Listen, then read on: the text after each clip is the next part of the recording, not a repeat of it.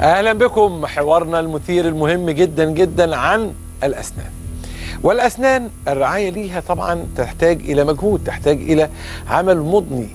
ما تفتكرش ان اهمالك في اسنانك هيعدي، وما تفتكرش انه ضميرك مع اسنانك وحفاظك عليها برضه هيروح هباء. لا، لا الخير ولا المعروف بيروح، ولا الضرر ولا الشر هيتنسي. فمثلا الناس اللي كل يوم بتغسل سنانها مظبوط قبل النوم، قبل ما تنام، اللي احنا حفظناها لكم لان في نقطه مهمه جدا، اغسل سنانك قبل ما تنام. في ناس كتير قبل ما تنام تاكل وتروح جايه نايمه والاكل في بقها عادي، او تنام والسندوتش، يعني تنام وحضن السندوتش، ده كارثه. ويصحى من النوم بقى عشان الشغل والمنظر والبرستيج وبتاع ويروح غسل. تغسل ايه؟ ده الميكروبات قعدت جوه بقك طول الليل، عملت حفله. يعني كان في اغنيه زمان اسمها يعني مش فاكر اسمها ايه كده، بس على نفس الوزن. يعني الميكروبات بقى عماله تغني بقى، بقه مقفول وهعمل حفله. ده حاجه جميله خالص، بقه قافل واعمل حفله. عيش بقى وغيظ، منبه يا معلم، حلاوه طحينيه يا معلم، كل حاجه يا معلم جوه اسنانك. الميكروبات عماله تقول كده، وبعدين الصبحيه انت جاي تيجي على مين يا معلم؟ ده الميكروبات مش هتسيبك.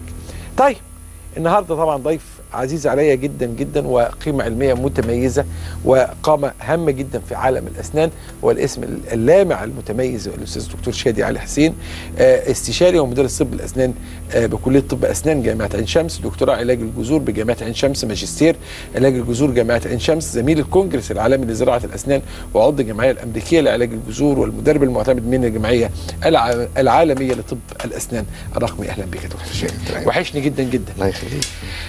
النهارده احنا بصدد الحوار ايضا عن تركيبه الاسنان. بالظبط. صح كده؟ بالظبط. احنا اتكلمنا عن تركيبه الاسنان المره اللي فاتت، واحنا طبعا بنتكلم في السلسله دلوقتي عن الريل لايف، ريل لايف ومشاكل بنحلها فعلا. بالظبط.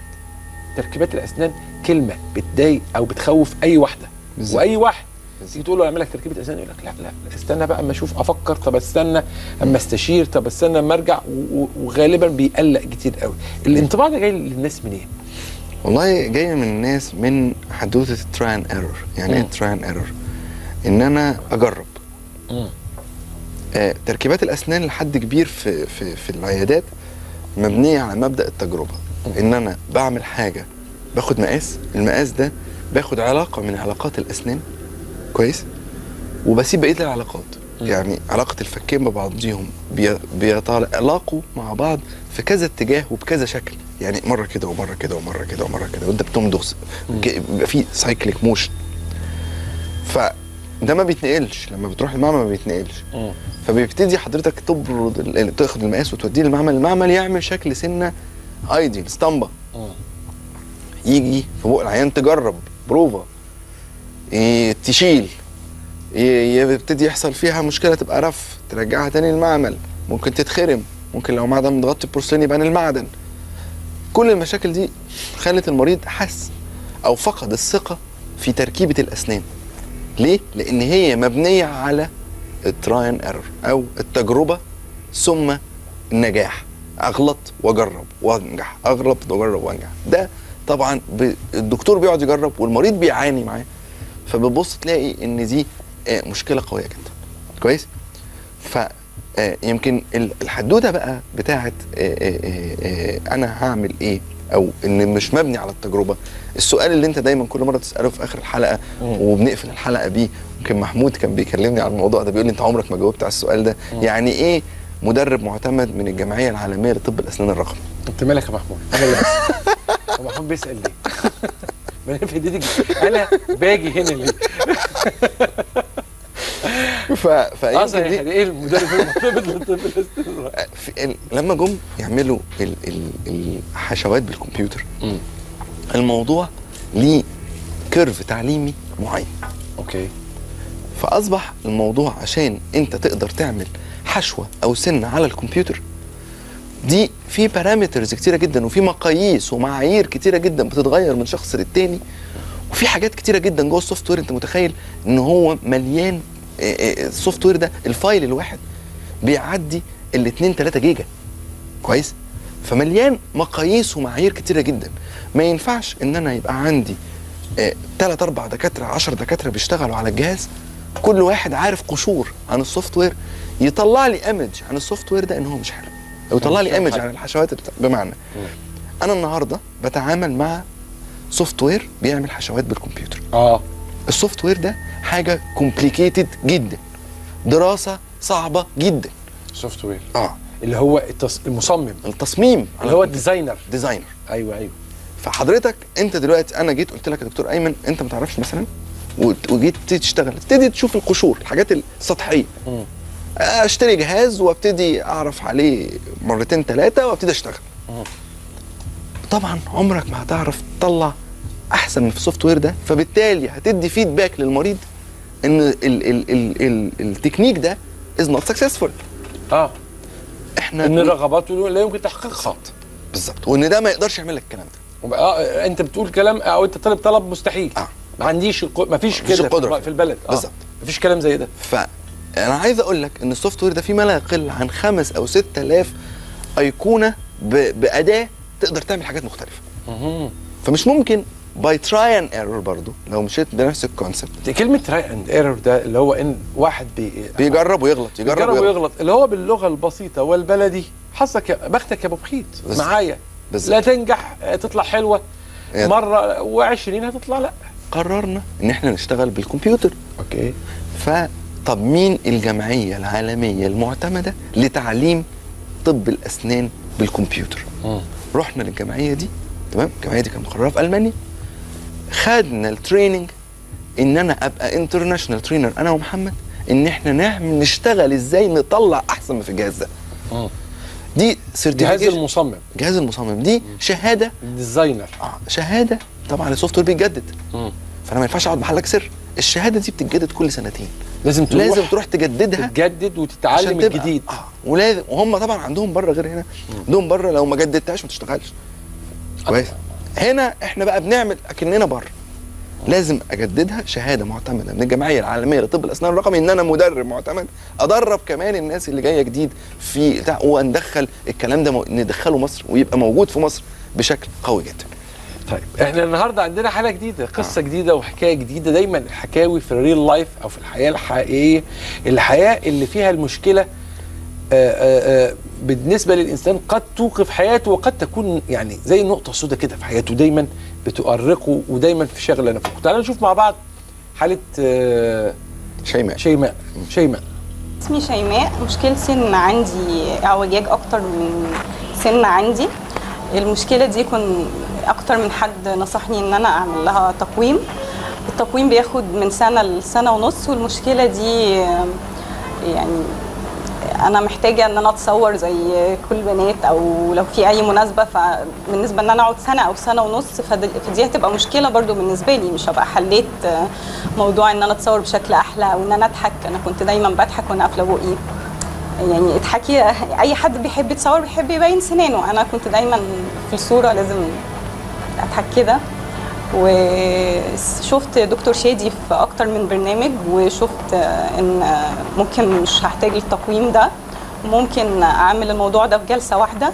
ان انا عندي كمان مناسبه قريب فمش هقدر اعمل انا تقويم والحاجات دي. فشفته في اكتر من برنامج، اتاكدت من الموضوع من ناس اصحابي كمان، فاطمنت للموضوع اكتر. حبيت اروح مركز شايني وايت واشوف الموضوع عشان ارتاح اكتر.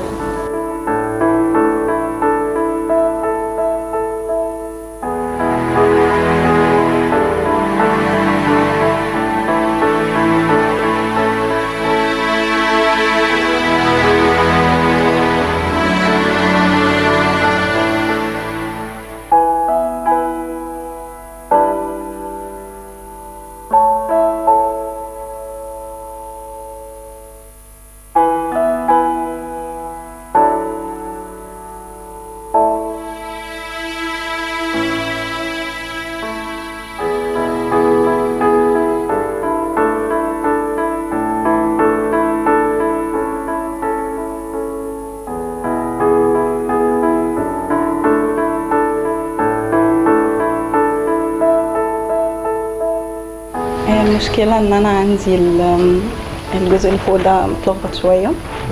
تمام. انا بخاف اصلا اروح لدكتور سنان حتى لو هشيل سنة او اي حاجة بسيطة. فالتقويم ده المفروض من زمان جدا كانوا بيقولوا لي عليه، وانا برضو يعني انا المفروض انا متضايقه من شكلهم كده، فمش هبقى حابه احط سلك حديد لفتره كبيره بقى والتصوير وكده، مش هيفيدني اكتر يعني. اوكي. بس فعرفت شفت حضرتك في التلفزيون ان انتوا ممكن تعملوا تحلوا المشكله من جلسه واحده، كمان ممكن تفتحوه في نفس الوقت وكده، فحبيت اجي واشوف بنفسي. بس جيت المكان هنا وشفت. اهلا بكم. شيماء، مشكله مش مشكله تصوير رغم انها تكرر كلمه تصوير اكتر من مره، مشكله حتى في الكلام العادي. شيماء بتتكلم منزلها وشها لتحت شويه، لازم شفايفها الجزء الاعلى من فمها والشفايف الفوقانيه مغطيه خالص، مش باين سنانها خالص، يعني هي حريصه حرصا عنيفا على ان سنانها ما تبانش. والابتسامه طبعا هي الابتسامه اللي لتحت، الابتسامه اللي هي هتخلي الواحد وشه يعجز بدري. يعني بحكم خبرتي بقى اللي بقت في التجميل كويسه قوي، ان الابتسامه اللي تحت دي بتعجز الوش لانها بتيجي مع الجاذبيه الارضيه.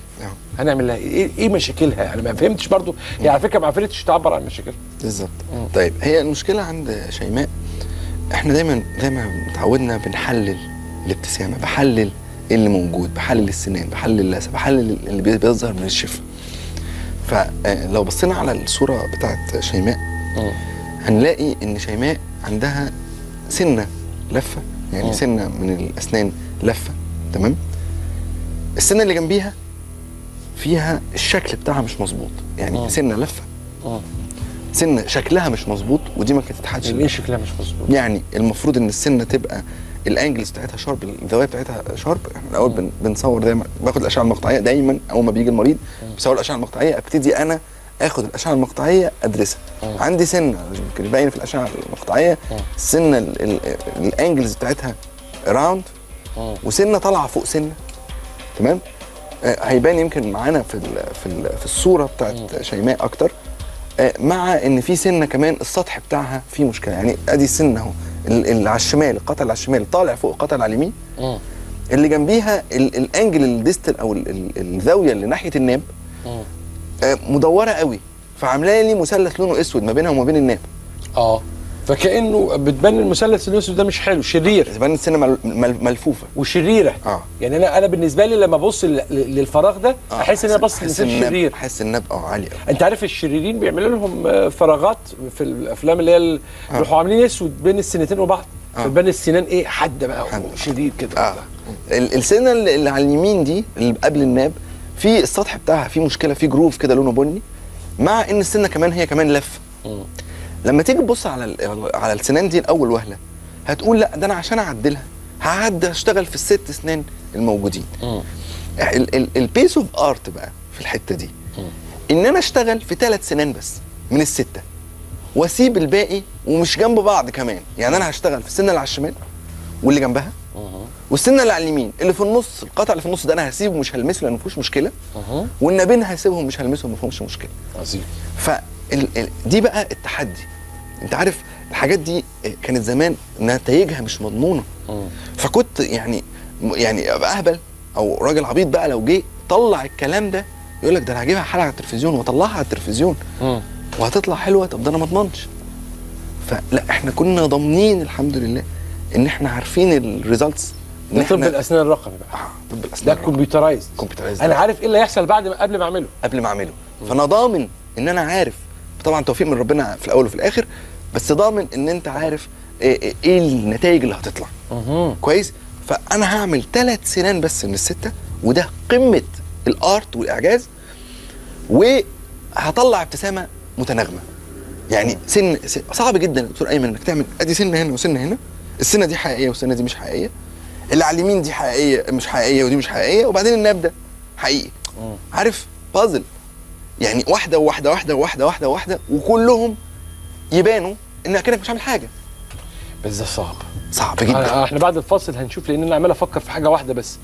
المشكله في تناغم الماتيريال، ماده طبيعيه وماده ثانيه انت هتحطها، فانت لازم تخلي ايميتيتنج جدا، وخصوصا ان لو ما بانتش كده هتبان كانها رقعه شطرنج، هتبقى شكلها غريب، هتبقى رقعه شطرنج. بازل. ما هي رقعه شطرنج، ما هي رقعه شطرنج، واحده بيضه وواحده سوداء، واحده بيضه وواحده سوداء، هتبقى كده بالظبط. طيب هنشوف هذه، وبعدين هسال تاني. طب انا متصور ومتوقع ان النجاح ده هيتم، يعني اللي انا هعمله ده هيطلع صح ولا غلط؟ ده يعني مش مساله تراي اند ايرور بقى، دي مش محاوله وفشل. ما ينفعش محاوله وفشل في بق عيان، ده انا متاكد ان ده صح، لانه طبقا للسوفت وير اللي عندي ده وارد، ده احد الحلول مش كده؟ انا فهمت بالظبط كده. يعني ده مقدمين لك هم سوفت وير كده، ليه؟ تروح انت جايب دخل كده بتطلع كانك بتطلع حل لمشكلتها. مش سهل. لا مش سهل. لا ده صعب خالص. طيب هنطلع فاصل ونعود مره اخرى لهذه الحاله اللي لغايه دلوقتي بالنسبه لي غامضه جدا. شيماء غامضه كمان في كلامها، غامضه في انها ما قالتش انا مشاكلي ايه، لان هي ربما مش عارفه مشاكلها، هي حاسه ان اسنانها بايظه ومغطيه كل اسنانها، خافياهم ببقها. المساله دي في منتهى الخطوره، لانها بتاثر على عضلات الوش زي ما قلنا، وبتشدها مع الجاذبيه الارضيه، فبتدي فرصه للبروسيس بتاعت الشيخوخه انها تحصل بشكل اسرع. عمليه الشيخوخه تحصل، لان عمليه الشيخوخه هي اللي ايه؟ جاذبيه ارضيه بتشدك تاني ليها، وانت كل وشك بيتشد ليها. لو انت ساعدتها بحركه اراديه كمان، يبقى انت هتعجز بدري بدري وتبان اكبر سنا مما انت عليه بشكل اسرع مما تتخيل. خليكم معانا، ما تروحوش في حته.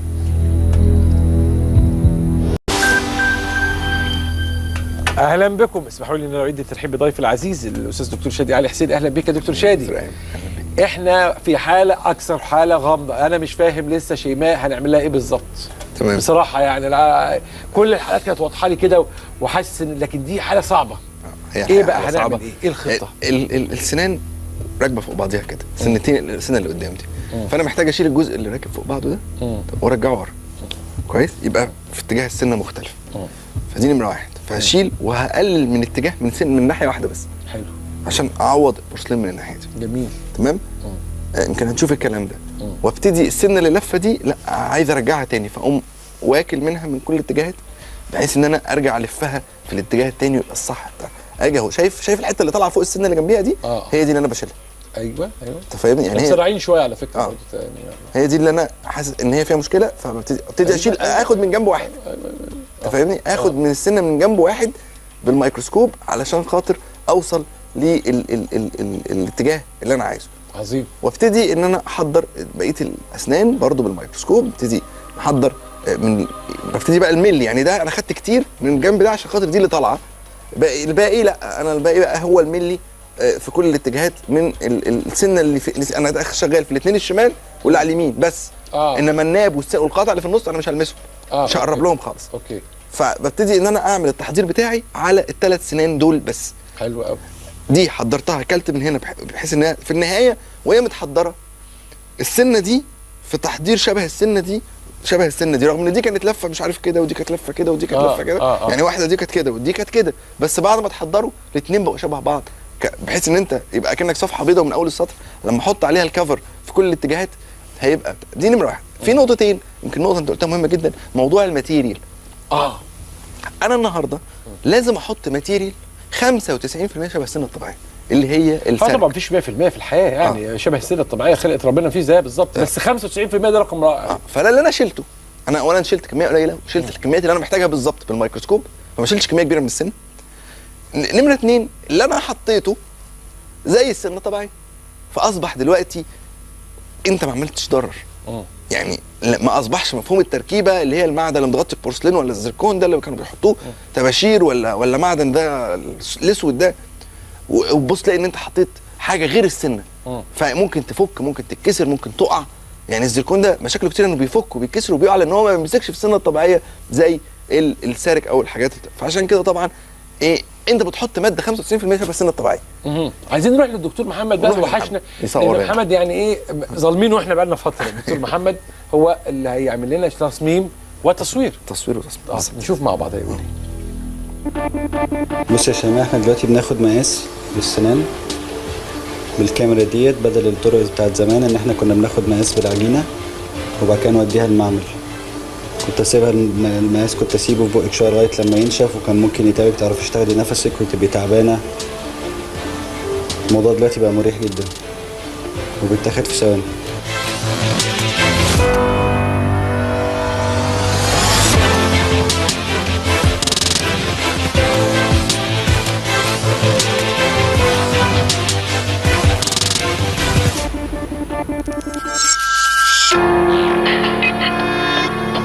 ولا مختلفين.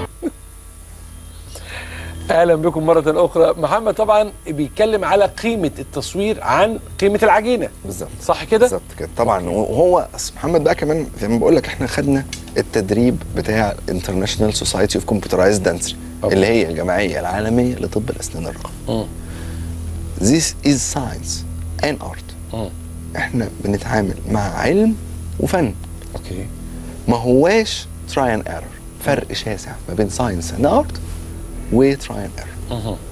فهنبتدي تراي اند ايرور ده اللي هو زي ما قلت لكم يا جماعه، ده اللي هو واحد بيجرب هيخطئ او ما يخطئش. ده اللي هو بختك يا ابو بخيت. وما ينفعش في العالم الحديث 2014 نجرب ونخطئ. دي حاجه. الحاجه الثانيه السنه بقى، لما جينا عملنا، فاكر المره اللي فاتت اتكلمنا عن الهيو كروما والفاليو بتوع الهيو كروما والفاليو. ده قعدنا نضحك ضحك لان انا اول مره كنت اسمع الكلام بصراحه. اللي هو احنا قلنا ايه؟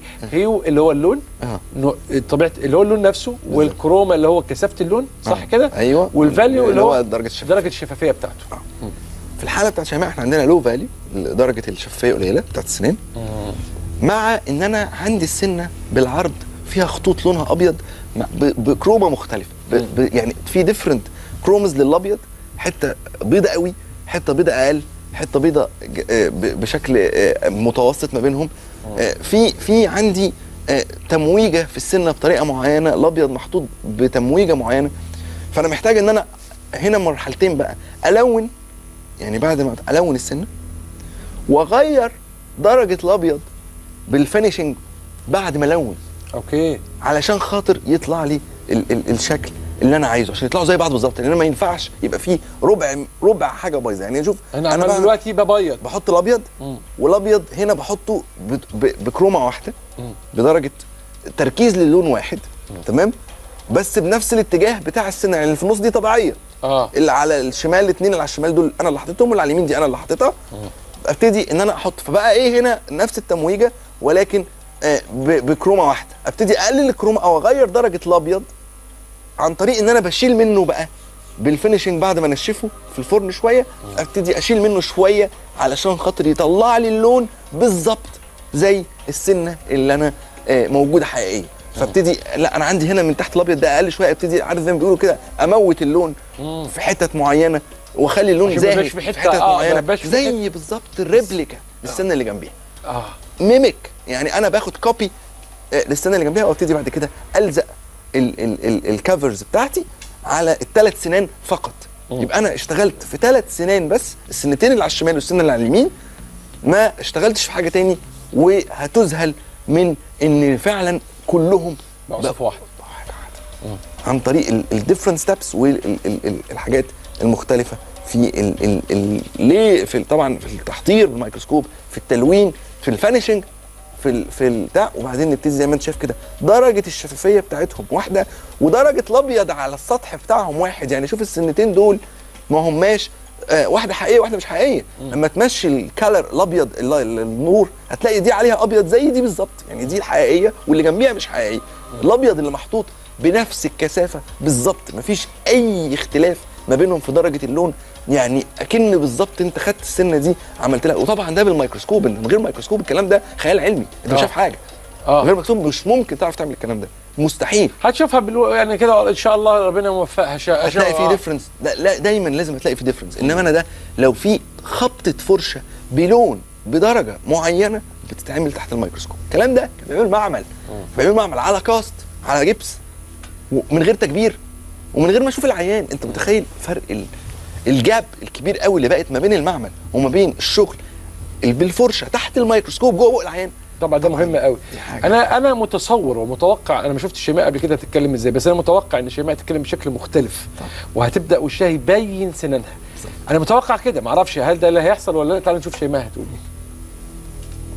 ايه. الموضوع كان حلم بالنسبه لي ان انا اعمل سناني. دايما كنت بروح الموضوع هياخد سنين بتقويم بشكل مش حلو، مش هحصل على الابتسامه دي واعرف اتصور بسرعه كده الموضوع في ساعه، في يوم تاني يوم انزل مع اصحابي.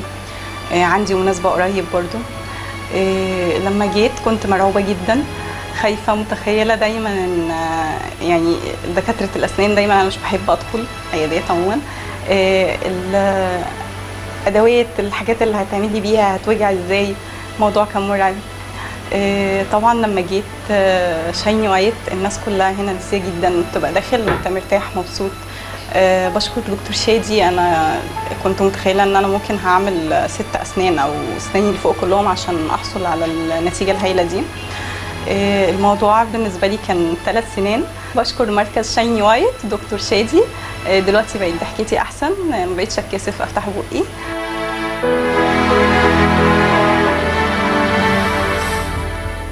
برضه لسه هي واخده على ان اسنانها ان بقها ينزل تحت شويه، عايزها تترفع شويه، هتاخد على انها تفتح بقها تاني.